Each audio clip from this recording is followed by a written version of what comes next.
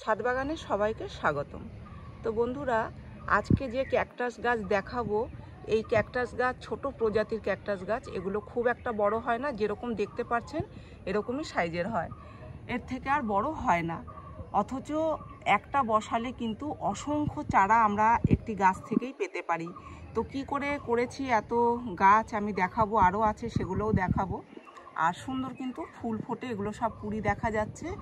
আর এই গাছে দেখুন, এই যে এরকম কিন্তু এরকম ওপরে ওপরে ফুল ফোটে, দেখতে খুবই ভালো লাগে। আর এগুলো যে লাল কালারের যেটা দেখা যাচ্ছে, এগুলো হচ্ছে বীজ। তো এর বীজ থেকেও কিন্তু নতুন চারা তৈরি করা যায়।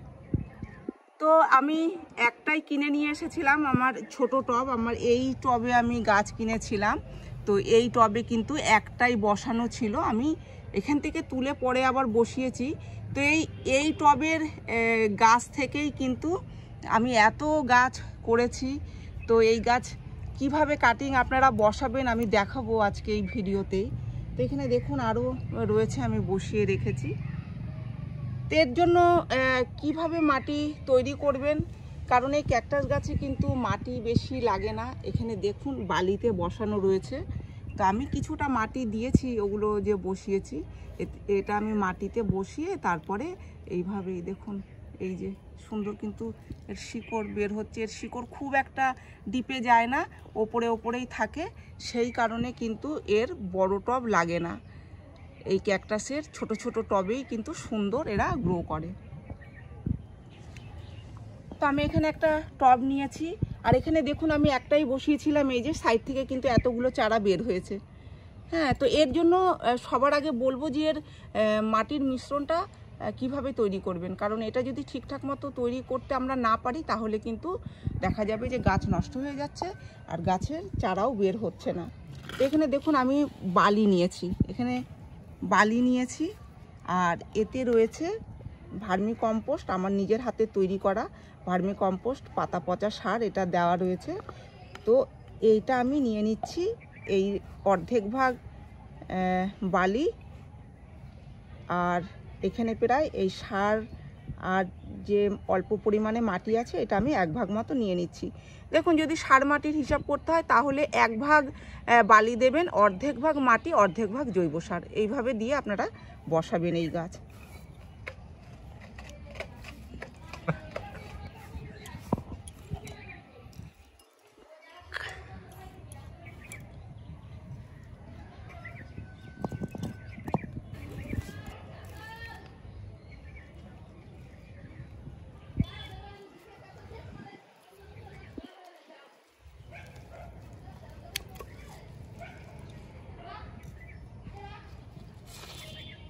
দেখুন এই একটি আমি কেটে নিয়েছি, আর এতে কিন্তু এই যে এইভাবেই এর গায়ে গায়ে চারা বের হয়। এখানে 3টে চারা দেখাই যাচ্ছে, তো এর থেকেই কিন্তু অসংখ্য গাছ বের হয়ে যাবে এইভাবেই।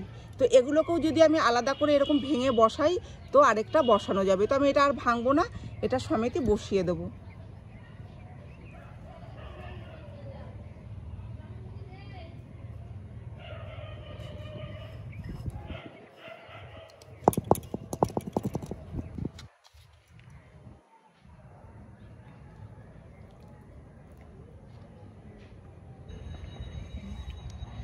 তো এখানে জল দিয়ে দিয়েছি, দেখুন এই যে একটি বসালাম, এবার এইটা ভর্তি হতে বেশি সময় লাগবে না, মোটামুটি 6-7 মাসের মধ্যেই দেখা যায় যে এর থেকে অনেক নতুন নতুন গাছ বের হয়ে গেছে।